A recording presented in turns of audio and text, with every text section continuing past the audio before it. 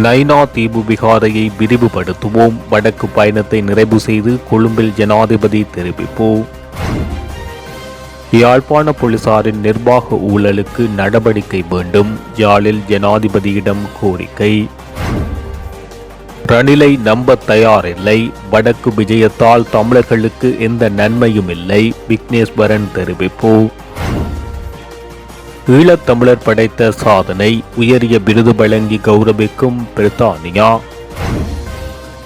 சரக்கு கப்பலை பாதுகாக்கவே செங்கடலில் இலங்கையின் போர்க்கப்பல். ஜனாதிபதி ரணில். அத்தியாவசிய நுகர்வுப் பொருட்களின் விலைகள் உயர்வு.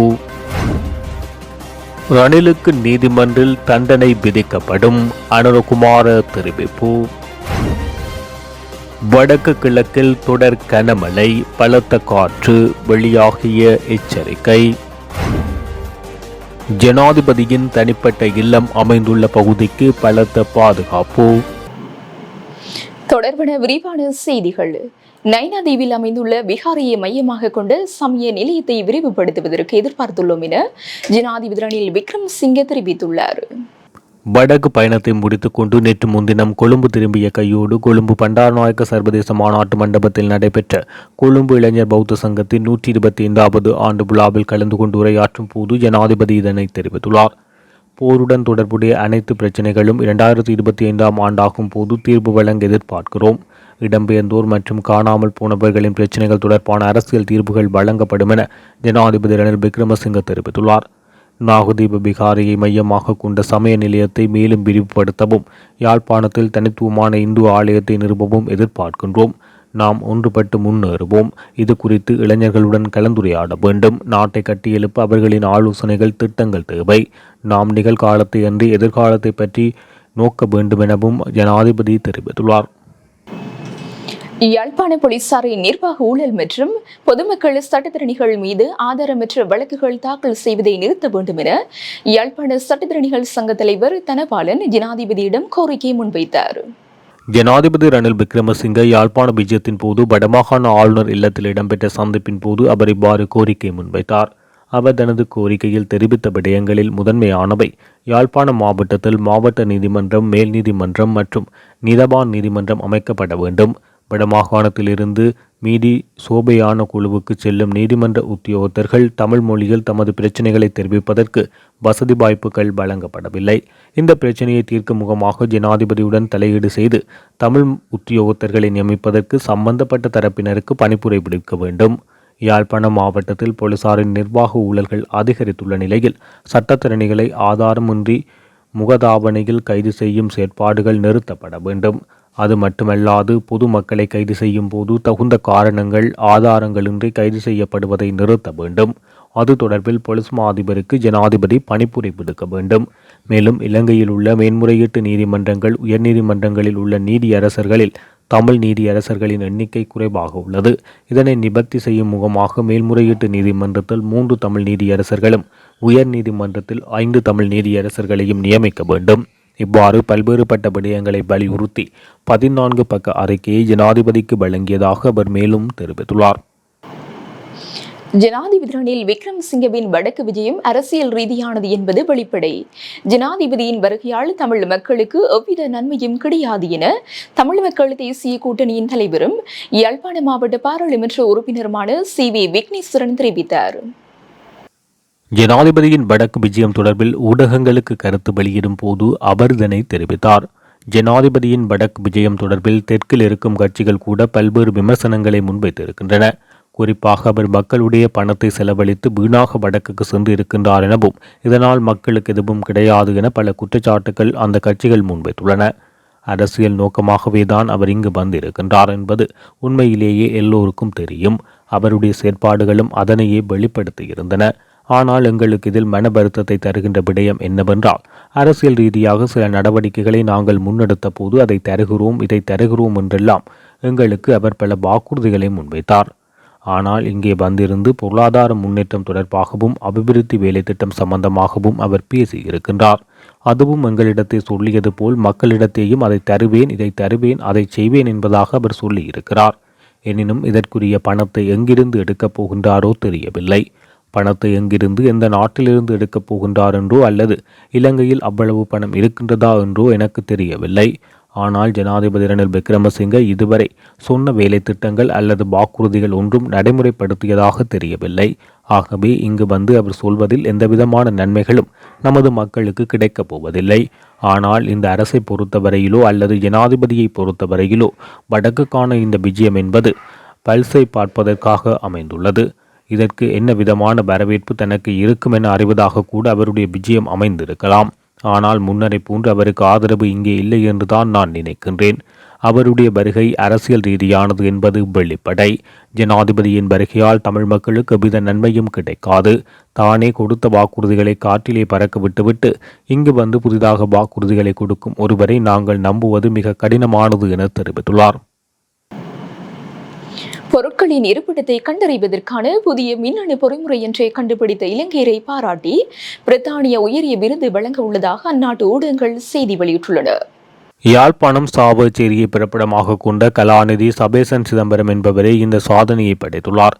மருத்துவ பீடங்களில் இந்த தொழில்நுட்பத்தை பயன்படுத்தி மருத்துவ உபகரணங்களை கண்காணித்து வருவதாக அவர் தெரிவித்துள்ளார். அத்துடன் இந்த தொழில்நுட்பத்தை உலகில் உள்ள அனைத்து மக்களிடமும் கொண்டு சேர்ப்பதே தமது நோக்கம் என அவர் குறிப்பிட்டுள்ளார். செங்கடலூடாக இலங்கை வரும் சரக்கு கப்பல்களின் பாதுகாப்பு அச்சுறுத்தலினால் கொழும்பு துறைமுகம் உட்பட நாட்டின் அனைத்து துறைமுகங்களின் நடவடிக்கைகள் பாதிக்கப்பட்டுவிடும். இதனால் சர்வதேச சரக்கு கப்பல்களின் பாதுகாப்பை உறுதி செய்யவே போர் கப்பலை அனுப்புகின்றோம் என ஜனாதிபதி ரணில் விக்ரமசிங்கே தெரிவித்துள்ளார். செங்கடலூடாக இலங்கை வரும் சரக்கு கப்பல்களின் பாதுகாப்பு அச்சுறுத்தலால் கொழும்பு துறைமுகம் உட்பட நாட்டின் அனைத்து துறைமுகங்களும் பெரும் நெருக்கடிகளை எதிர்கொள்ளும். எனவே பன்னாட்டு சரக்கு கப்பல்களின் பாதுகாப்பை உறுதி செய்ய நடவடிக்கை எடுக்கப்பட வேண்டும். எனவேதான் இலங்கை கடற்படையின் போர்க்கப்பலை செங்கடலின் பாதுகாப்பு நடவடிக்கைகளுக்காக அனுப்புவதற்கு ஆலோசனை வழங்கினேன். மகா பராக்கிரம பாகு மன்னரின் ஆட்சி காலத்துக்கு பின்பு சர்வதேச கடலில் பாதுகாப்பு நடவடிக்கைகளுக்காக இலங்கை போர்க்கப்பலை அனுப்புவது இதுவே முதல் தடவையாகும். செங்கடல் பாதுகாப்புக்கான செலவினங்களை கருதி நாம் விலகினால் இலங்கைக்கு சர்வதேச கப்பல்களின் வருகை குறைந்து நாட்டின் பொருளாதாரத்துக்கு பாரிய அளவிலான தாக்கத்தை ஏற்படுத்தும். எனவே செங்கடலில் சரக்கு கப்பல்களின் போக்குவரத்து சுமூகமாக இடம்பெறுவதை உறுதி செய்வதற்காக போர்க்கப்பலை அனுப்புகின்றோம். மாறாக இரு நாடுகளுக்கும் இடையிலான போரில் ஒரு தரப்புக்கு ஆதரவு வழங்கும் நோக்கில் இலங்கை செங்கடலுக்கு கப்பலை அனுப்பவில்லை. பிராந்தியத்தின் முக்கிய நாடுகள் பலவும் செங்கடல் ஊடான பன்னாட்டு சரக்கு கப்பல்களின் பாதுகாப்பான போக்குவரத்தை உறுதி செய்வதற்காக தனது போர்க்கப்பல்களை ஏற்கனவே அனுப்பியுள்ளன. ஹவுதி கிளர்ச்சியாளர்களின் நடவடிக்கை காரணமாக பல சர்வதேச சரக்கு கப்பல்கள் செங்கடல் ஊடான போக்குவரத்தை பயன்படுத்தாது வேறு கடல் மார்க்கங்களை பயன்படுத்துகின்றது. இதனால் கடல் போக்குவரத்து கட்டணங்கள் அதிகரித்துள்ளது. கொழும்பு துறைமுகத்தில் செங்கடல் ஊடாக நேரடியாக வரவேண்டிய கப்பல்கள் தென்னாப்பிரிக்காவுக்கு சுற்றி வரும்போது இலங்கைக்கு இறக்குமதி செய்யப்படுகின்ற அத்தியாவசிய உணவுப் பொருட்களின் விலையும் அதிகரிக்க வாய்ப்புகள் உள்ளது. எனவே இந்த பிரச்சனையை எளிதானதொரு விடயமாக கருத முடியாது. 1.5 வருடங்களுக்கு முன்பு எரிபொருள் கப்பல் ஒன்று வரும் வரை காத்திருந்த இலங்கை இன்று சர்வதேச கடல் பாதுகாப்புக்கு கப்பலை அனுப்பும் அளவுக்கு வளர்ந்துள்ளது. எனவே ஹவுதி கிளர்ச்சியாளர்களின் நடவடிக்கைகளுக்கு எதிராக செங்கடலில் இலங்கை கடற்படையின் போர்க்கப்பலும் சிறப்பு படையினரும் செயல்படுவார்கள் என குறிப்பிட்டுள்ளார். நாட்டில் இனிமேல் போலீஸ் உத்தியோகர்கள் இல்லாமல் குத்தகை வாகனங்களை லீசிங் நிறுவனங்கள் வலுக்கட்டாயமாக கையகப்படுத்த முடியாது என போலீஸ் திணைக்களம் தெரிவித்துள்ளது. இது தொடர்பாக சுற்றறிக்கை 4 நாட்களில் ஒவ்வொரு போலீஸ் நிலையத்துக்கும் அனுப்பப்படும் என திணைக்களம் குறிப்பிட்டுள்ளது. குத்தகை வாகனங்களை பெற்றுக்கொள்ளும் நடவடிக்கையில் ஏற்பட்டுள்ள பிரச்சினைகளுக்கு தீர்வு காணுமாறு கோரி குத்தகை மற்றும் கடன் தவணை செலுத்துவோர் சங்கத்தினர் போலீஸ் தலைமையகத்துக்கு முன்பாக ஒன்று திரண்டு மௌன போராட்டத்தில் ஈடுபட்டனர். குத்தகை மற்றும் கடன் தவணை செலுத்துவோர் சங்கத்தின் தலைவர் அசங்க பொத்துப்பிட்டிய ஊடகங்களுக்கு கருத்து தெரிவிக்கையில் 2 போலீஸ் உத்தியோகத்தர்கள் இல்லாத குத்தகை வாகனங்களை பெற்றுக்கொள்ள சந்தர்ப்பம் வழங்க மாட்டோம் என போலீசார் உறுதியளித்ததாக குறிப்பிட்டுள்ளார். வரி அதிகரிப்பால் பல அத்தியாவசிய நுகர்வு பொருட்களின் விலைகள் உயர்வடைந்துள்ளன. அதற்கமைய உருளைக்கிழங்கு, பருப்பு, சீனி, வெங்காயம், கோதுமை மா மற்றும் சில அரிசி வகைகளின் விலைகள் மேலும் அதிகரிக்கப்பட்டுள்ளன. பட்பரி உயர்வுக்கு முன்னர் 300 ரூபாவாக இருந்த 1 கிலோ பருப்பின் விலை தற்போது 350 ரூபாவாக அதிகரித்துள்ளது. மேலும் சில பகுதிகளில் 290 ரூபாவாக இருந்த 1 கிலோ சீனி 320 ரூபாவாக அதிகரித்துள்ளது. பட்பரி என்ற போர்வையில் சில வர்த்தகர்கள் கட்டுப்பாடற்ற வகையில் பொருட்களின் விலைகளை அதிகரித்துள்ளதாக நுகர்வோர்கள் குற்றம் சாட்டியுள்ளனர். ஜனாதிபதி ரணில் விக்ரமசிங்கவிற்கு நீதிமன்றில் தண்டனை விதிக்கப்படும் என தேசிய மக்கள் சக்தியின் தலைவர் அனுருகுமார திசாநாயக்க தெரிவித்துள்ளார். கடந்த காலத்தில் ஆட்சி செய்த பலர் ஊழல் மோசடிகளில் ஈடுபட்ட குற்றவாளிகள் என்ற அடிப்படையில் ஜனாதிபதியும் சிறையில் இருக்க வேண்டியவர் என உயர் நீதிமன்றம் தெரிவித்துள்ளதாக அவர் சுட்டிக்காட்டியுள்ளார். எனினும் தமது அரசாங்க ஆட்சி காலத்தில் ரணில் விக்ரமசிங்கவுக்கு எதிராக வழக்கு தொடர்ந்து தண்டிக்கப்படுவார் என அவர் குறிப்பிட்டுள்ளார். நீதிமன்றத்தினால் குற்றவாளி என அறிவிக்கப்பட்டவர்கள் சட்டத்தை மிதித்து கொண்டு ஆட்சியில் நீடிப்பதாக தெரிவித்துள்ளார். நாட்டை கட்டியெழுப்ப வேண்டுமாயின் தேசிய மறுமலர்ச்சி ஒன்று அவசியம் என சுட்டிக்காட்டியுள்ளார். வெறும் ஆட்சி மாற்றத்தின் மூலம் இந்த மறுமலர்ச்சியை ஏற்படுத்திவிட முடியாது என அவர் குறிப்பிட்டுள்ளார். மேலும் நாட்டை கட்டியெழுப்பும் முயற்சிகளுக்கு தலைமை வகிக்க தமது கட்சி தயார் என அனுரகுமார திசாநாயக்க தெரிவித்துள்ளார்.